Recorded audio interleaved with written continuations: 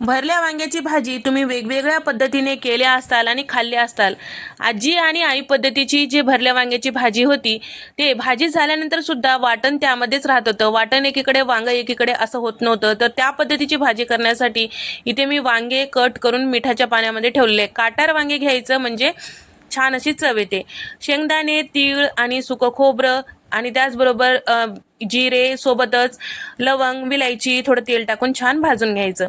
सगळं भाजून घेतलं, बाजूला ठेवलं आणि त्याचबरोबर त्यामध्ये लाल मिरची पावडर, धने पावडर, हळद, गरम मसाला, ठेचून घेतलेला लसूण आणि चवीपुरतं मीठ आणि भरपूर अशी कोथिंबीर आणि सगळ्या चवी बॅलन्स होण्यासाठी थोडंसं 1 चमचाभर गुळाचा खडा टाकून घेतलेला आहे।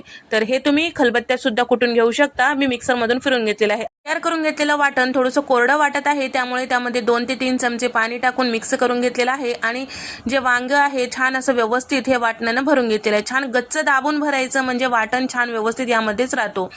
आणि शिवाय आता शिल्लक राहिलेलं वाटण जे आहे आपल्याला रस्स्यामध्ये वापरायचं आहे। कढईमध्ये तेल टाकून घेतले, जिरे, मोहरी, कांदा टाकून परतून घेतलेला आहे। त्यानंतर यामध्ये थोडंसं टोमॅटो टाकून घेतलेला आहे, ते सुद्धा परतून घ्यायचं आहे। आणि त्याचबरोबर आता यामध्ये टाकायचं आहे वांगे। तर वांगे टाकल्याबरोबर लगेचच पाणी टाकायचं नाही, तर वांगे इथे आपल्याला अर्धवट इथे झाकून वाफून घ्यायचं आहे साधारण 5 ते 6 मिनिटासाठी कमी गॅसवर। तर हीच पद्धत होती आजी आणि आईची, जेणेकरून यामधलं जे वाटण आहे ते बाजूला जात नव्हतं आणि अर्धवट वांग वाफल्यामुळे जास्त वेळ वाफायची गरज नव्हतं, म्हणजे शिजायची गरज नव्हते। आणि त्याचबरोबर गरम पाणी टाकायचं म्हणजे पटकन भाजी होते आणि गॅसची बचती होते आणि सोबतच थोडंसं कोथिंबीर टाकायचं, झाकण लावायचं म्हणजे भाजी पटकन वाफल्या जाते आणि तेल साईडला सुटलं की समजायचं आपली भाजी तयार। तुम्ही बघू शकता वांग्यामध्ये मस्त असं वाटण आहे। अगदी आई आणि आजी पद्धतीची ही भाजी झालेली आहे।